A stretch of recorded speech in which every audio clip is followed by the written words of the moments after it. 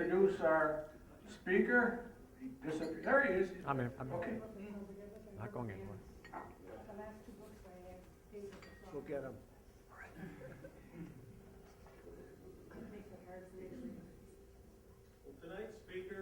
Tonight's speaker is David Dixon.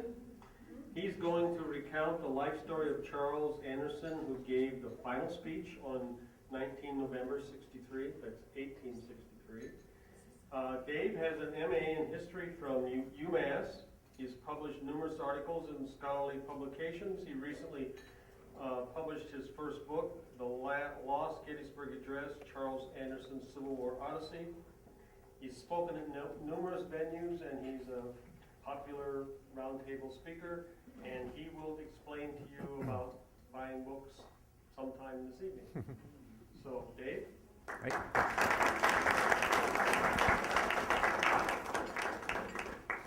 Thank you so much, Frank. Can everyone hear me in the back? All right, super. Well, I'm really excited to be here in Milwaukee. This is my first trip to Milwaukee, and it's a beautiful city. I would have spent more time enjoying the city if it hadn't been 7-degree wind chill today, but no, it was really a beautiful, very interesting city. I spent some time at the Historical Society and the Public Library, which in itself is a treasure. So thank you so much for hosting me, and I'm really happy to be here. You know, one of the things that really gets me excited about history are all the new discoveries that keep popping up on a regular basis. For example, who knew that just a few years ago we would find the bones of Richard III buried underneath a parking lot in the middle of England? Or that less than a year ago we would discover an original parchment copy of the Declaration of Independence in a small courthouse in England? So even in the case of an iconic moment like Lincoln's Gettysburg Address, these fresh surprises and insights keep popping up. Now, many scholars know that there were actually 3 featured speakers on November 19, 1863. Edward Everett's 2-hour address, which he delivered from memory, has been basically forgotten amid this long shadow that's been cast by Lincoln's immortal 2-minute address.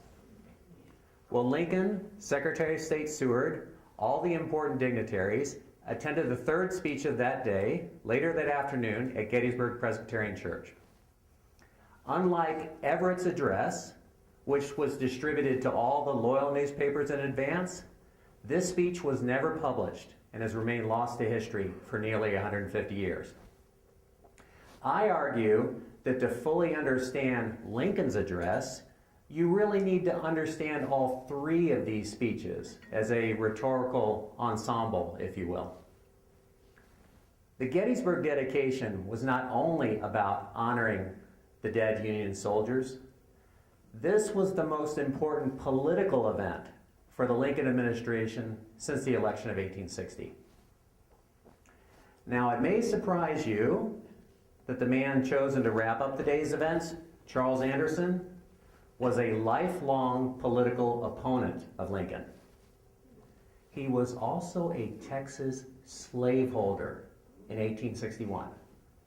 So how this man ends up sharing the spotlight with Lincoln and Everett on such an important day in the middle of the Civil War is a story so unusual that one noted Lincoln scholar called it a Civil War Forrest Gump. So today what I'd like to do is share highlights of Anderson's incredible odyssey throughout the Civil War.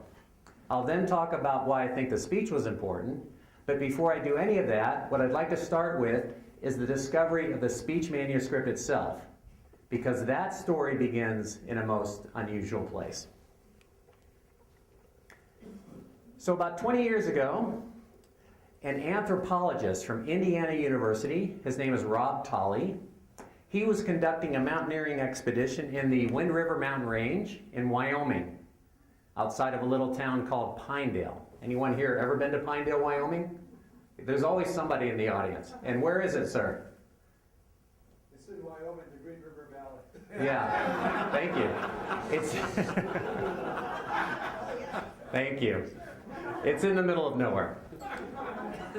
So after these hardy explorers had spent 3 weeks of eating nothing but freeze-dried food, they emerged from the wilderness with just one thought on their mind. Can you tell me what that is? Steak. Yeah, steak, exactly. Where can I find the best steak in town? Locals direct them to this guest ranch. It's called the Fort William Guest Ranch. It's about 6 miles outside of Pinedale. You go down this dirt road, you turn left at this farmer's field, you go through this cattle gate. It's impossible to find, but they did find it. And here they met these fine folks. So the man on the left, his name is Bartley Skinner, happens to be the great-grandson of Charles Anderson, and his wife Rose, who was the mayor of Pinedale. So Rob and his students would make annual treks to Wyoming. They became great friends with the Skinners, almost like family. And one day, when Rob was there, 8 large cardboard boxes arrived via UPS. Because as we know, UPS literally goes everywhere, except at this round table. We'll talk more about that later. Inside these boxes, let me tell you, was a treasure trove of documents, hundreds of personal letters, photographs, 3 diaries, Anderson's library with pencil notations in the margins of practically every volume. Everything you would possibly want to have to tell the story of a man's life. And Bartley was getting rather along at this time. His eyesight was failing. So he asked my friend Rob to take charge of these artifacts, identify them, and then prepare to donate them to various archives across the country. And that's when the anthropologist became the accidental historian. So Rob toiled for years trying to identify these items. We all know how easy it is to read 19th century handwriting. One item in particular puzzled him. And it was only after he had donated this item to the Ohio Historical Society that further research revealed that this indeed was the long missing 3rd address at Gettysburg. So who was Charles Anderson? How does he end up in Gettysburg? Well, Anderson was the brother of someone you may have heard of. His name was Major Robert Anderson, the man who surrendered Fort Sumter. They were both the sons of someone you probably have never heard of. This man, Richard Clough Anderson, but he was an important figure in the Revolutionary War. He was a confidant of many important people, including Washington, as you can see, aide-de-camp de Lafayette. He was a Virginian. He was a slaveholder. And after the war, he was appointed surveyor of the bounty land grants to the Revolutionary War veterans for the states of Ohio and Kentucky. So Richard Clough Anderson enlisted in the Revolutionary Army at the age of, I believe, 26, served for the duration of the conflict. So he did not even get married until he was 37 years old. Still managed to have 18 children. The last child born when he was 71 years old. This is where the seniors in the audience start clapping. So his youngest son was Charles. And this is another, we're going to show you many items that were found in these cardboard boxes. This is another one of them. This happens to be now the earliest copy of a graduation speech in the collection of Miami University in Ohio. So it was customary at this time for the top graduates to give a graduation speech to their peers. And if there's one thing you need to know about young Charles Anderson, is there was nothing more important to him, and I mean nothing more important, than preserving the Union that his father had fought and bled for. So when Anderson chooses a topic, he decides to make his graduation speech a plea for the erection of a monument to the nation's greatest hero. Now, who is the nation's greatest hero in 1833? Of course, it could be no one else. Let me read you just a few little snippets from this 19-year-old whippersnapper's speech where he described his vision of what, are we good? Okay. He describes his vision of what the Washington Monument ought to look like. And here's what he says. He says it should be, quote, simple, towering, sublime, and resemble, quote, the obelisks of fallen Egypt. Now, how did this 19-year-old student envision the precise aspect of a monument that was not even designed for another 5 years? I don't know. But I have a theory. Anderson's mother, her name was Sarah Marshall.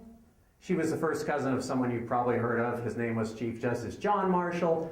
Chief Justice John Marshall just happened to be chairman of the design committee for the Washington Monument, which first met only 3 weeks before the Miami graduation.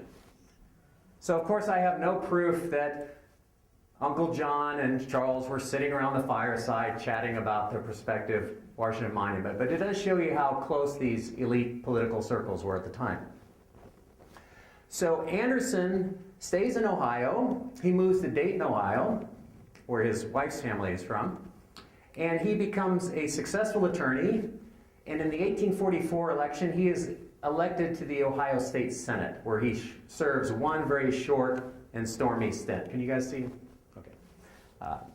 And the reason he's only a one-term senator is the first thing he does is he gets up on the floor of the Ohio State Senate and he starts advocating in a major speech to do away with the black laws of Ohio. Now, if you're not familiar with these are laws that are designed to circumscribe the behavior of free blacks in the northern border states. You had to have proof that you were not a slave, you might have a curfew, you had to register your occupation, etc. All of these designed, frankly, to keep more blacks from settling in their neighborhood. To top it all off, in 1849, he makes another very unusual speech. And has anyone in the audience here ever read the book by Jared Diamond called Guns, Germs, and Steel? Yeah. Yes, okay. So this is Guns, Germs, and Steel 150 years before its time. It's a very unusual position for a white intellectual at this time to argue that blacks are not genetically inferior.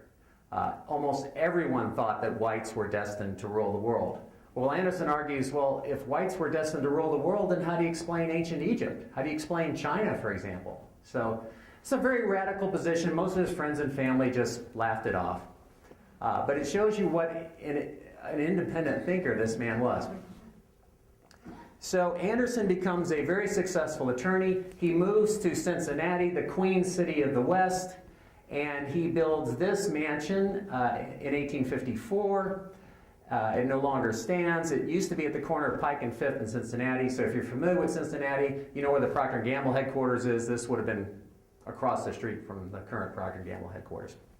So things are going pretty well for Mr. Anderson, right? He has a terrific career as an attorney. Never really wants to be an attorney. He wants to be a gentleman farmer, but he has a family to feed. So he is a successful attorney. There's only one big problem. Anderson has asthma. There's no cure for asthma at this time. So when he's not out practicing law, or more likely out fishing, he spends a lot of time in bed reading. And in 1857, he picks up a book by this man, Frederick Law Olmsted, who we all know as the father of American landscape architecture. What you may or may not know about Olmsted is before he had that job, he was a newspaper correspondent documenting the slave economy in the South. And I'd like to read you just a little bit about what Olmsted wrote about San Antonio. This is a town that another correspondent just a few years earlier had described as, quote, a dirty mud hole. But here's how Olmsted describes San Antonio. He says, the San Antonio River is of a rich blue and pure as crystal. Its spring in a wooded glen north of town may be classed as the first water among the gems of the natural world. The river is of such incredible beauty that you cannot believe your eyes and almost shrink from sudden metamorphosis by invaded nymphdom. And Anderson, this intelligent attorney, buys this, lock, stock, and barrel. He sells that beautiful mansion, abandons his law practice, and moves to Texas in 1859. Now, as we all know in retrospect, this is really terrible timing for a strong union man like Anderson to be moving to Texas. He builds this beautiful ranchero mansion north of town. It still stands as a private club now. And at first, things seem to be pretty good for Union men in Texas in 1859. And don't let anyone tell you there were not a lot of Union supporters in Texas in 1859. For example, in August of 1859, Sam Houston, perhaps the most famous Southern Union man of all time, is elected governor over a secessionist incumbent. However, in October of 1859, an event takes place which changes everything, and who can tell me what that is? That's right. So if you read the newspaper accounts, you read the diaries, you read the private letters of the time, you can see a dramatic shift in public opinion in Texas and other southern states, frankly, back towards disunion as a result of that event. So, Charles's friends and family back in Ohio know that he has made a terrible mistake by moving his family to Texas in 1859. They're politically very well connected, so they arranged to have Anderson nominated for Assistant Secretary of State in the Buchanan administration. This is a pretty plum position. The Secretary of State this time is rather ill. He subsequently recovered. Anderson turns it down twice. Another rather bonehead move. In July of 1860, things get much worse. So Anderson owns 2 slaves. One of his slaves, a boy named Dan, is found murdered and dumped in the San Antonio River. Later that same month, temperatures in North Texas reach 110 degrees. Fires break out all over the place. Some towns burn to the ground. Newspaper correspondents blame these fires on a supposed conspiracy between blacks and abolitionists. And this incites a wave of violence throughout Texas that some historians have rather euphemistically called the Texas Troubles. So the 1860 election comes along. Anderson decides to support John Bell of Tennessee and Edward Everett of Massachusetts in the Constitutional Union Party. And here's what Anderson says about the 1860 election. Anything to defeat Lincoln, and almost anything to defeat Breckinridge. So Anderson feels like the election of either of these sectional candidates is a certain recipe for disaster, and disaster in Anderson's mind equates to disunion. So as we know, Lincoln is elected. News of Lincoln's election reaches the Texas frontier in San Antonio, which is literally on the edge of Indian country. And when it does, the local secessionists, the Knights of the Golden Circle crowd, they decide to call for a public meeting in Alamo Square to talk about next steps. Anderson happens to be in town buying supplies on the day of that meeting, so his Union friends ask him to stay over and speak in defense of the Union at this meeting. He's not on the agenda. He certainly hasn't prepared a speech. But Anderson does give this speech. It's a rousing defense of the Union, nearly creates a riot. This speech is picked up by the incoming Lincoln administration and printed, as you can see. 6,000 copies are wallpapered all over the North, and Charles Anderson really, for the first time, becomes a national figure.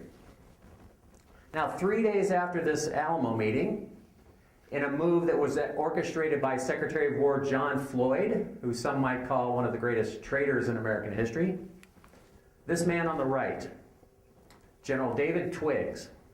He's a Georgia native with strong Southern sympathies. He's living in retirement, a quiet retirement in New Orleans. Well, Secretary of War Floyd asked Twiggs to retake command of the Department of Texas over this man in the middle, Robert E. Lee. And then this man on the left, old Fuss and Feathers, Winfield Scott, commander of all U.S. forces, he has developed a secret plan which many of you have heard of. It's called the Anaconda Plan. This is a contingency plan which is designed to stop up the major, blockade the major ports, stop up control the major waterways, basically split the prospective Confederacy in half. So Scott has developed this plan. And he decides to send it to Charles Anderson. Asks Anderson to share it with both Twiggs and Lee. Because at this point, we don't know where people's loyalties are going to lie. So Anderson gives the papers to Twiggs first, and here's what Twiggs says. I know General Scott fully believes that God had to spit on his hands to make Bob Lee and Bob Anderson, and you are Major Anderson's brother. When Anderson visits Lee to retrieve these same papers, Lee pleads with him not to have them published, for fear that this might indicate that the federal government intended to take some type of preemptive military action against the South. It is also at this moment that Robert E. Lee decides to confide in Charles Anderson before he had to anyone else, that if Virginia secedes, he would go with his state. So in mid-January, Governor Sam Houston summons Anderson to Austin. He asks Anderson to take charge of all the federal arms and armaments of the state. Because as you know, a lot of the southern governors are taking control of these arms. Militias are drilling. They're preparing for secession. So he sends a message to Twiggs, and he says, okay, Twiggs, I'd like you to surrender all these arms. And Twiggs says, I have no orders from Washington to that effect. So as we know, Texas does secede, and Anderson is despondent. Here's what he writes. If I can find it. Our form of government is a failure. The dream is mere mirage. Our system, like other perfect theories, fails in the experience through the amazing irrationality and malevolence of mankind. So Twiggs surrenders U.S. forces to a band of approximately 1,000 armed Texas citizens on February 16, 1861. This happens to be the same day that Robert E. Lee is returning from a remote outpost. So picture this. Lee is riding into San Antonio. He has no idea that essentially a military coup has just taken place. He's surrounded by the secessionists, and he is told that unless he resigns his commission immediately and joins this rebellion, he would not be allowed to transport his goods back to Virginia. Well, Lee replies that he has no obligation to an illegal gang of revolutionaries, so he asks Anderson to take charge of his belongings until they could be shipped back east. So Anderson and Lee are walking to the commission merchant in San Antonio when Lee reiterates this decision that he told Anderson about just a few weeks before, and here's what Robert E. Lee says. I still think, as I told you and Dr. Edwards, that my loyalty to Virginia ought to take precedence over that which is due to the federal government. I shall so report myself to Washington. If she stands by the old Union, then so will I. But if she secedes, though I do not believe in secession as a constitutional right, nor that there is sufficient cause for revolution, I will still follow my native state with my sword, and if need be, with my life. Well, Anderson, this strong Union man, feels compelled to respond, and here's what Anderson says in response to Lee. The selection of the place in which we were born was not an act of our own volition, but when we took that oath of allegiance to our government, that was an act of manhood, and that oath we cannot break. Lee then replies, I know you think and feel very differently, but I can't help it. These are my principles, and I must follow them. Those were the last words the two friends ever spoke to one another. So, of course, Anderson's brother Robert surrenders Fort Sumter in April. The war is on. By the summer of 1861, Anderson is still in Texas trying to help other Union men who are being tarred and feathered or worse. Fortunately for him, the Confederate government passes a law. It's called the Alien Enemy Act. This act allows Union supporters in the South 90 days to get out of Dodge or be subject to arrest, persecution, or worse. So Anderson and his family pack up all their belongings. They sell that beautiful ranch. They sell all their horses and cattle at a tremendous loss, basically bankrupting themselves. They pack up all their belongings, coincidentally, in the ambulance of James Longstreet, who has already left Texas. And they head out for Brownsville, Texas, intending to take a steamer back to safety in the north. They get one day out of town when they hear hoofbeats. This man on the left, Henry Eustace McCullough, he is running the show in San Antonio for the Confederates. He's the brother of the much better known Brigadier General Benjamin McCullough, who died at Pea Ridge. McCullough has decided that Anderson is much too dangerous to be allowed to leave San Antonio, so he sends a mounted detachment of 16 soldiers to round up the family and drag them back to San Antonio. You can imagine how they're feeling after they've just left all their friends and bankrupted themselves, and for lack of a better term, imprisons them in the Menger Hotel. Now, if any of you have been to San Antonio and visited the Alamo and never visited the Menger Hotel right next door, shame on you. This is a beautiful hotel. It was built in 1859. It was where Teddy Roosevelt recruited some of his Rough Riders. So next time you're in San Antonio, check it out. So they take all of Anderson's money, they take his belongings, they interrogate him for 3 days, and then they come to a decision.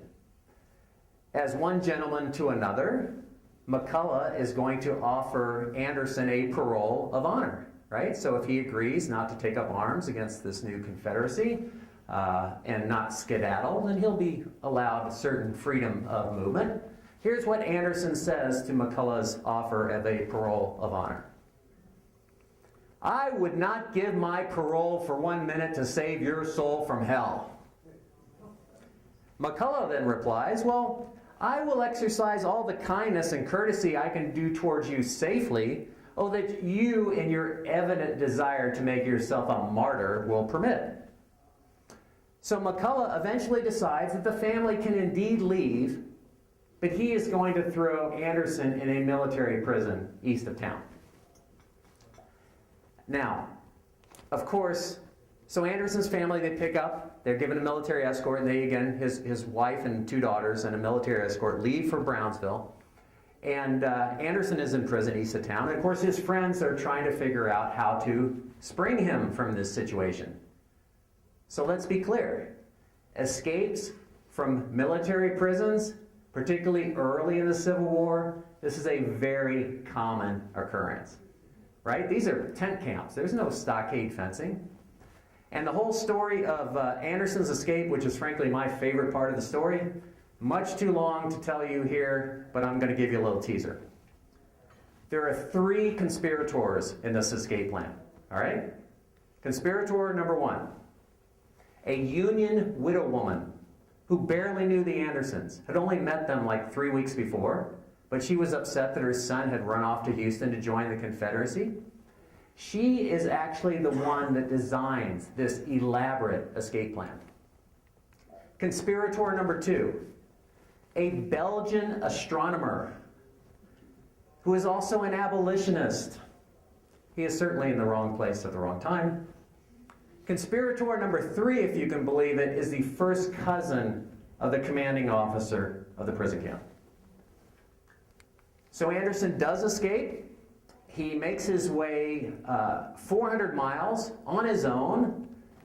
Takes him 11 days to travel those 400 miles just to get out of Texas. You can imagine a network of Union safe houses where he could exchange his horse. And then he takes an even longer journey through Mexico. He reunites with his family in Veracruz. They do hop on a steamer.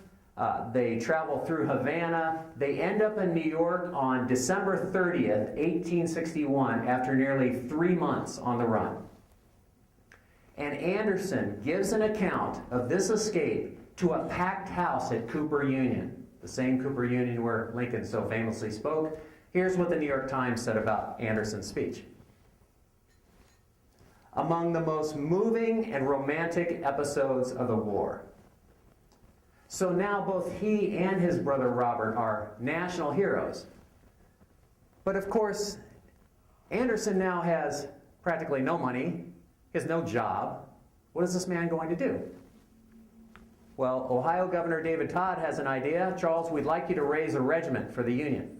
He's 48 years old, but he does, and in 2 weeks he recruits 928 men, and on August 6, 1862, he is appointed colonel and commander of the 93rd Ohio. Now, of course, Anderson, Charles Anderson that is, and his regiment have practically zero military training. They drill for precisely a week and are sent to the front in Kentucky.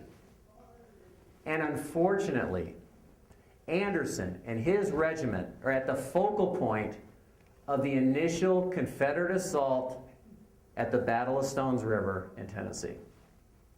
As you know, this is one of the bloodiest major battles of the war, with over 24,000 casualties. Experts on this battle would call it a tactical draw, but perhaps a strategic victory for the Union, because the Confederates do retreat out of Middle Tennessee.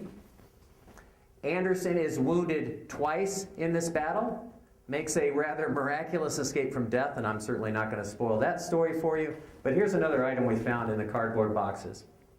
I apologize for its condition, this is all we have. But this is a recruiting poster for the 93rd Ohio, and as you can see, they're trading on the now famous Anderson name, Robert Anderson and Charles Anderson, as a recruiting mechanism. So Anderson, of course, is recovering from his war wounds, right? He will always have asthma. Well, now he's contracted typhoid. So, of course, he's forced to resign his commission, and again, he's out of a job. This is another item we found in the cardboard boxes. And I sent this to Jim Lewis at Stones River Battlefield. He was pretty excited to see it. I believe this is now the earliest example of a hand-drawn map of Stones River Battlefield. Anderson himself drew this. It was buried in the middle of a letter I found at the Huntington Library. And Anderson was so kind to his future biographer, yours truly, that he actually drew little X marks to show precisely where he was wounded so I could tell the story properly. So I purchased this. This is not found in the cardboard boxes. I purchased this on eBay. Haven't seen it before or since. My favorite image of Anderson. And when I saw this, I thought, well, this is pretty obvious what this is, right?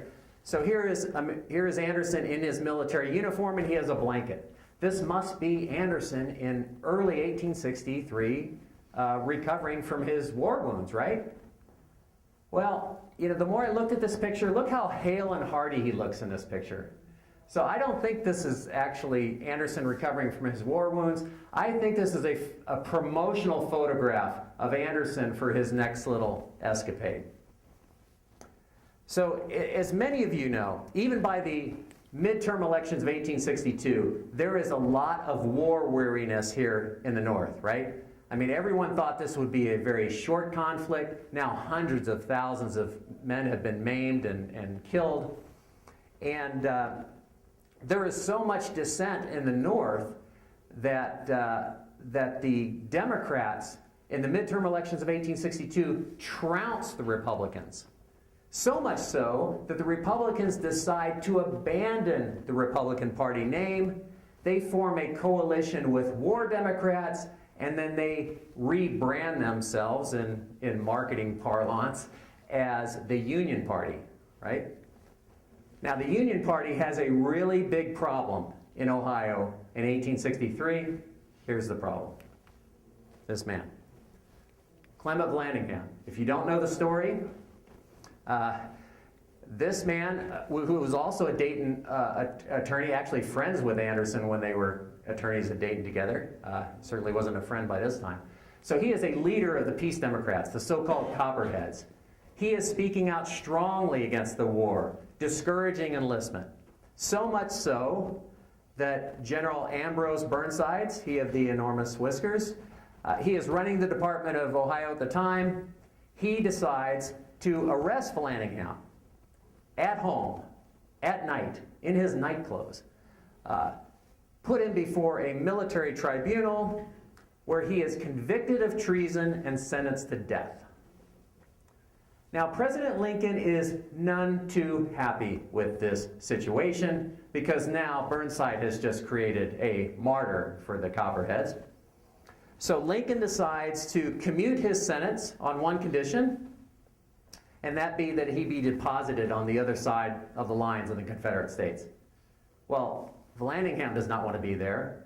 Jeff Davis wants nothing to do with this guy. He is poison. So Vallandigham makes his way to Wilmington, North Carolina. He hops on a steamer. He ends up in Canada.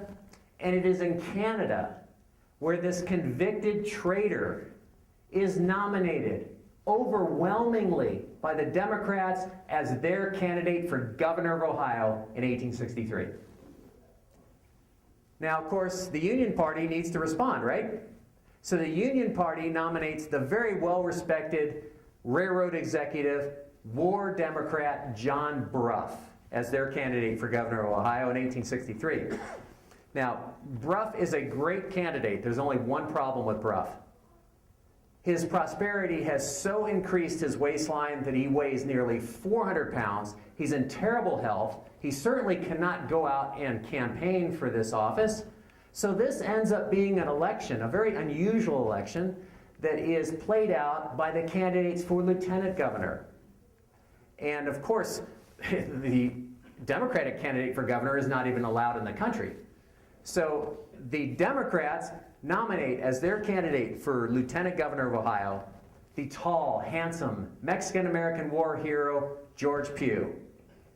The Union Party counters by nominating newly minted hero Charles Anderson as their candidate for lieutenant governor.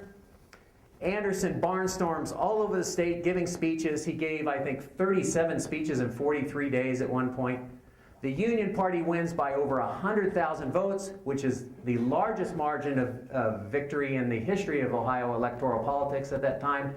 Lincoln wires Governor David Todd, quote, "Glory to God in the highest, Ohio has saved the Union."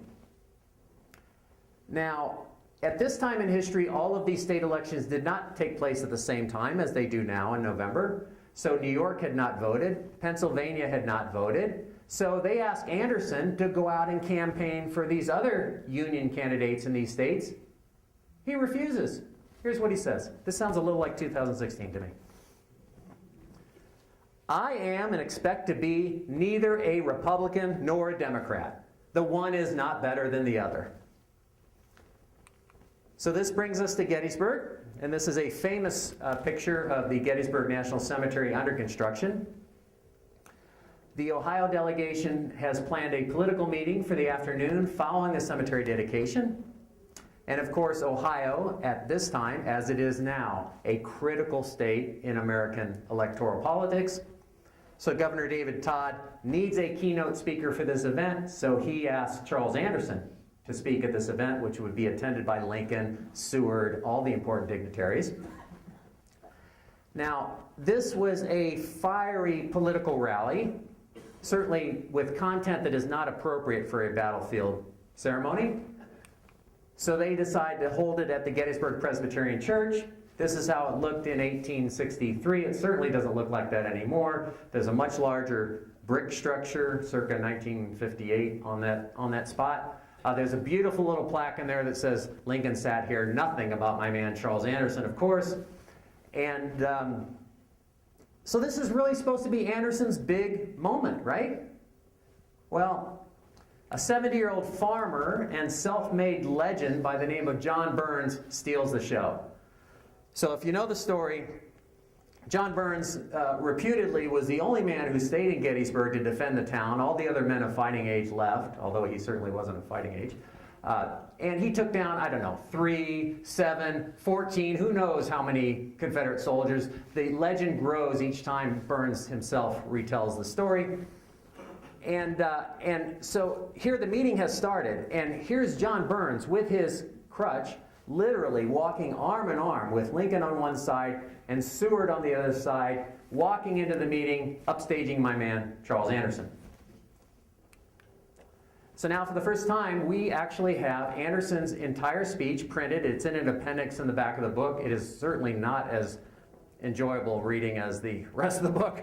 But I think it's important to understand a little bit about what Everett said and what Anderson said, because we all know what Lincoln said, right? We all memorized it in school. So if you'll indulge me, I want to do a little bit of that. And let's talk about the Union dead. Here is what Edward Everett, the rock star of his day, the most famous orator in America. Here's what Edward Everett said about the Union dead. I feel as never before how truly it was said of old that it is sweet and becoming to die for one's country. Now, when Anderson talked about the dead, he really wanted revenge. Here's what Anderson said about the dead in his speech at Gettysburg. The dead must have justice at their own graves. Their blood cries out from all this beloved ground to all these high heavens above, for God has heard that cry. Now, the Southern people, here's what Edward Everett said about the Southern people. There is no bitterness on the part of the masses. The weary masses of the Southern people are yearning to see their dear old flag again flying above their capitals.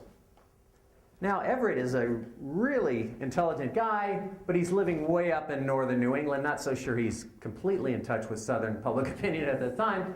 But be that as may, Anderson had a little bit different view of the Southern people. He feels like the Southern people have been duped. And here's what he says. The wicked purposes of vile and desperate politician traitors have overruled the good dispositions and infatuated and misguided the honest impulses of the people. So clearly, Anderson is placing the blame for this disaster squarely on the Southern leaders. So let's see what Everett says about the Southern leaders. He is surprisingly conciliatory. Here's what he says. This is Edward Everett. There is no personal bitterness felt, even against them. They may live in safe obscurity beneath the shelter of a government they have sought to overthrow. Anderson, as you might guess by now, had a little bit different spin. He was angry. Here's what Anderson said about the Southern leaders. Yet bloodier retribution awaits. Nay, now falls upon those wretched men whose crime neither earth can hide nor the seas can cleanse. These men were cultured into morbid activities and pampered at last into insane, parasital, suicidal arrogance. So Anderson is mocking these Southern conspirators really as corrupt aristocrats who were, quote, born to the inheritance of unjust power, nurtured by the milk of slaves and slavery, rocked in their cradle by servile hands. Oh, by the way, Anderson, he was also rocked in his cradle by servile hands. Anderson is taking direct aim at Lincoln's political enemies. And as you probably know, by this time, many in the North are calling for an armistice. Now, in Anderson's view, the mere suggestion that these two sections could exist in the future as separate nations with this long common border without ending up as two perpetually warring military regimes was just preposterous. The ensuing military republic in the North would only be slightly less evil than the existing military oligarchy in the southern states. The Democrats were also playing on racial fears that an immediate emancipation would deluge the North with a flood of blacks, lowering wages, creating a huge pauper class. These fears were valid according to Anderson, but only if a separate slave nation was established alongside the free North. If slavery were abolished throughout the southern states, then presumably the blacks would have little reason to pick up and move. Now at this point, I think Anderson veers just a little off script. He admits that he too fears the prospect of thousands of blacks streaming into the cities and towns of the North.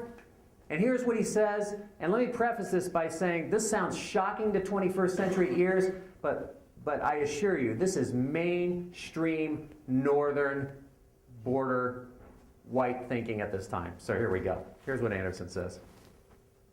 So seriously do I estimate these evils of such black immigration and colonization among us, that if all other causes of the war against the establishment of the Southern Confederacy of slave states could be removed, I really do think that these dangers of having our land converted into a vast sewer for their overflowing filth would constitute a just and sufficient cause of war to the end of the century.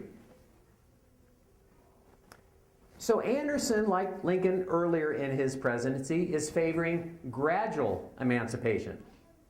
But let's face it, we are in November of 1863, folks. I mean, the Emancipation Proclamation was issued in January. The horse has already left the barn here. And yet, here's what Anderson says, with Lincoln sitting as close as you are, sir, to me. Here's what Anderson says. It seems to me better for us to bear with slavery in its unquestionable constitutional rights than for us to press this cruel war for other ends of doubtful, perhaps vain benevolence. So, in Anderson's mind, this is not a popular revolution from the ground up. This is a power grab by evil demagogues intent on disrupting God's plan for the nation. And to make this point, again, Anderson is standing here at the lectern, and Lincoln is sitting right where you are, young man, and he says this. Let them seize and destroy our national city, its wood into ashes, its marble into sand.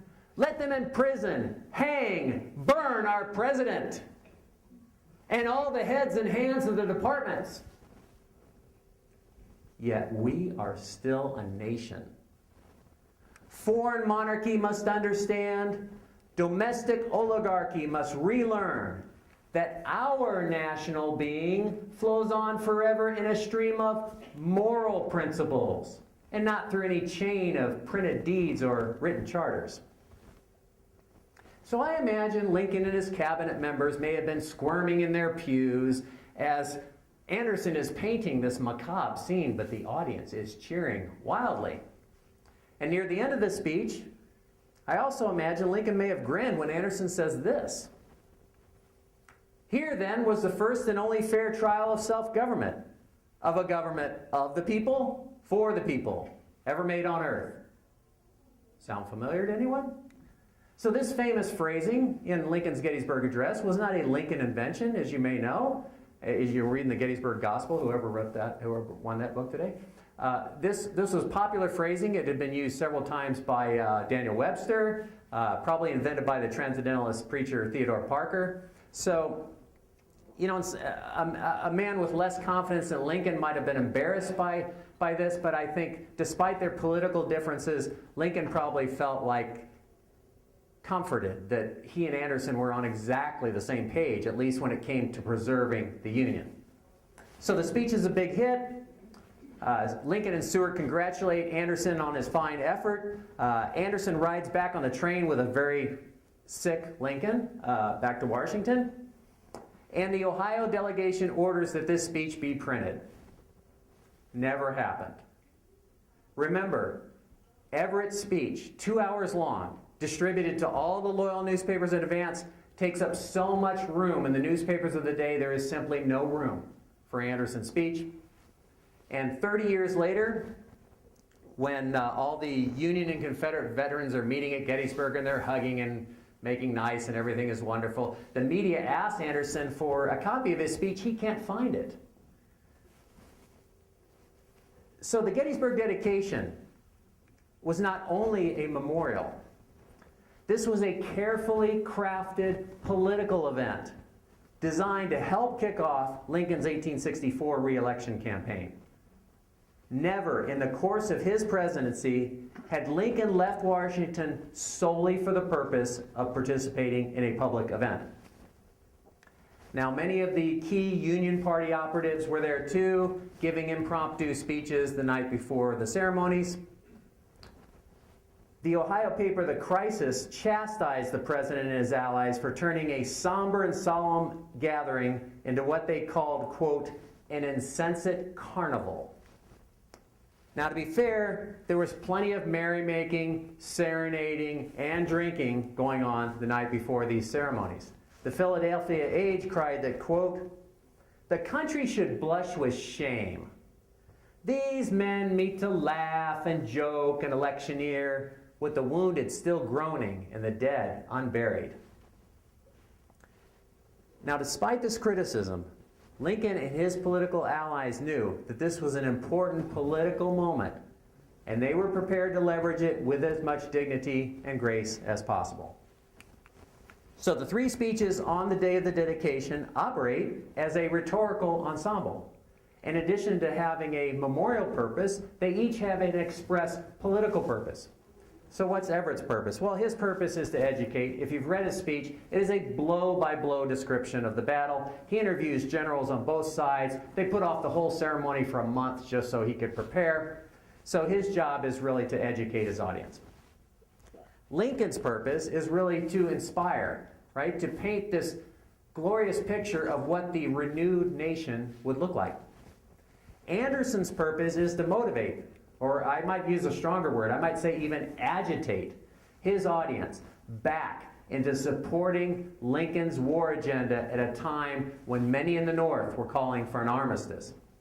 So we've honored the dead soldiers with Everett. We've painted this beautiful picture of what the future will look like with Lincoln. Now we need to finish the job. So many of us have read Doris Kearns Goodwin's Team of Rivals, right?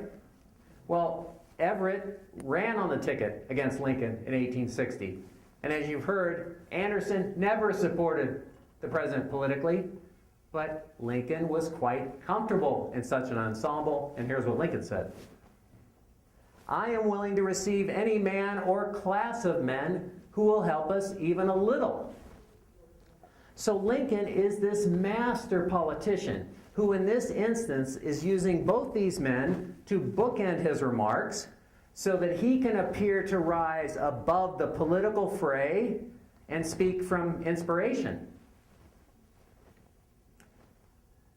But as to the important task of winning the war, Lincoln is really constrained by the solemn context of this cemetery dedication. So Lincoln has to ask his audience to read between the lines. These are quotes from Lincoln's Gettysburg Address.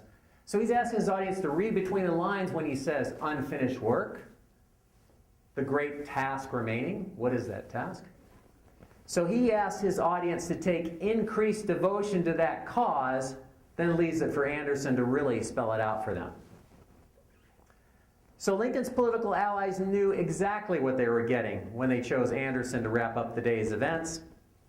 And of course, Ohio's importance in this upcoming 1864 election campaign could hardly be overemphasized. So Lincoln is trying to court favor with as many Ohio politicians as possible.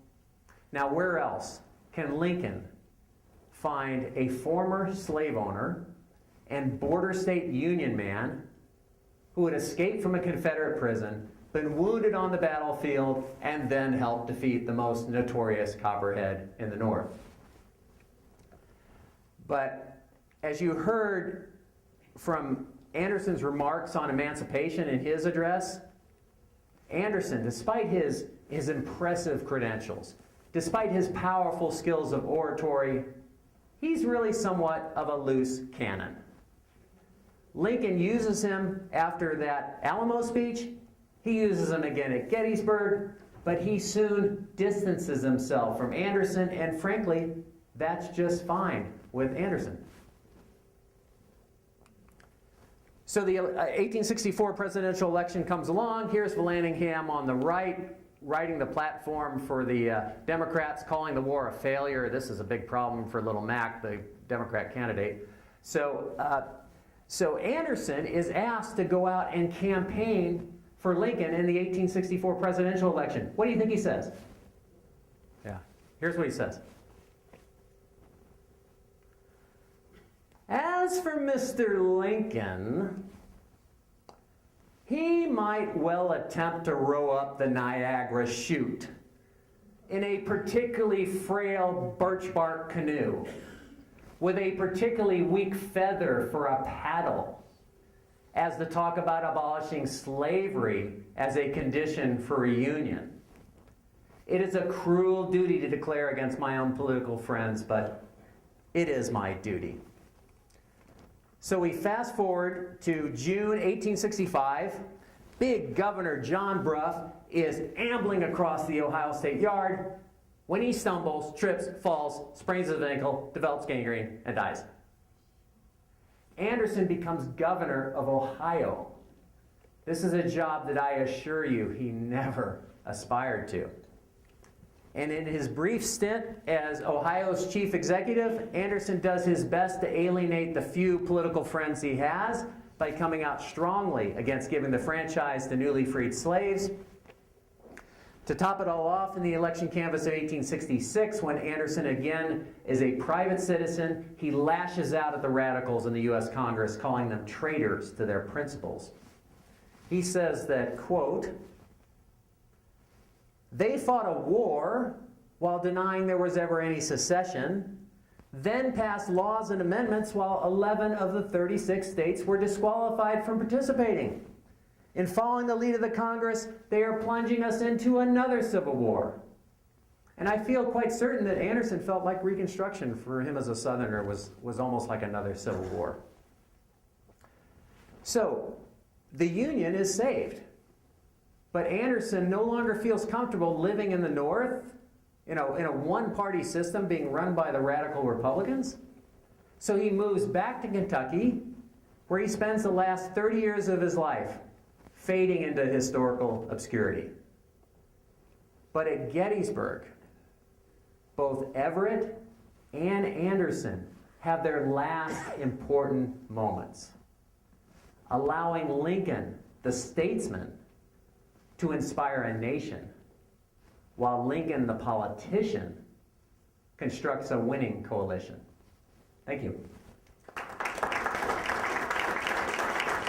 So here's the commercial. There's good news and bad news here.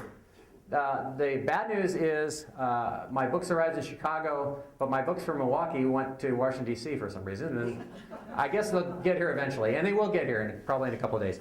So I usually do $19 for one and two for $29. I'm going to do, how about $12? That's my cost. I'm going to sell these books at $12. I've got 22 of them coming to Milwaukee in the next couple of days. I will make arrangements to get them to the next meeting. You can pick them up there. They won't be signed, but they'll be shrink wrapped. No, they won't be signed.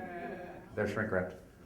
So that's the deal. So, but what I'd really like to do, and I'll have a little sign-up sheet, but what we'd really like to do is answer questions. So please, yes, sir. If Anderson was such a good speaker, they didn't have room in the paper because of Everett. Why couldn't they publish the next day? Yeah, that's a great question. There was about 30% of Anderson's speech published in just 2 newspapers, and they were both in Ohio, as you might imagine. And there was a lot of paraphrasing. But if you look at the newspapers of those days, I mean, it's like 4 pages of Everett's speech. But by the next day, I mean, we're in the middle of a civil war here. I mean, there is a lot of other news to be told, and frankly, the Gettysburg ceremony at that time was not as big of an event as we think of it now, right? It was an important event. Don't get me wrong, but it wasn't a legendary event that they would go on for days and days. They're going to give a report and they're going to move on. So, yes, sir. Where did the boxes come from? Yeah, so the boxes came. In Wyoming.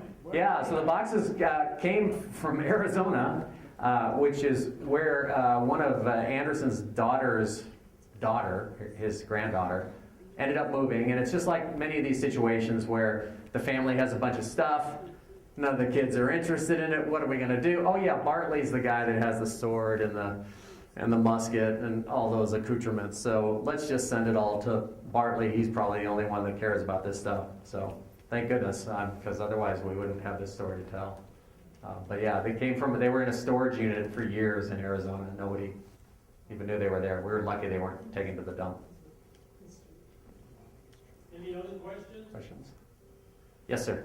Did Bartlett have any appreciation for what he had at all? You know, Bartley, from what Rob has told me, Bartley was really more into the material culture, right? So he loved, you know, the spurs that his grandfather wore, or great grandfather wore in the Revolution and things like that. I mean, it was just a bunch of old papers that didn't mean anything to him.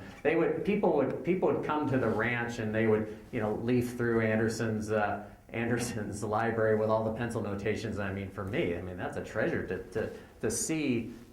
For example, Clement Vallandigham, one of them is Clement Vallandingham's little epistle that he had published when he was running for governor. And here are Anderson's notes in the margins telling us what he thought about Vallandingham's different stances. I mean, it's just, for a history geek, it's really valuable stuff. But for the average person, they're like, oh, there's a bunch of musty old books with, and look, you know, somebody scribbled in all of them. Who wants these? So, I'm just telling you how it usually goes. So, yeah. Other questions about this unusual character? Yes, sir. Was there any orchestration of your past, present, and future speeches of these three men getting together ahead of time, saying this is what we're going to talk about? No, and I don't make that argument. So the argument that I'm making is twofold. The argument I'm making is a contextual argument where, as you know, Lincoln does not really decide to make this speech until rather late in the game, right? But Lincoln knows he knows why Anderson is making that speech, because Anderson is going to give a fiery defense of the Union, right? So no better guy to do it, despite the fact that he's a loose cannon, despite the fact that he's going to say a bunch of stuff that Lincoln doesn't agree with. He's the guy that the governors decide. So this is David Wills and the loyal governors organizing this event. The Lincoln administration has little to do with this event.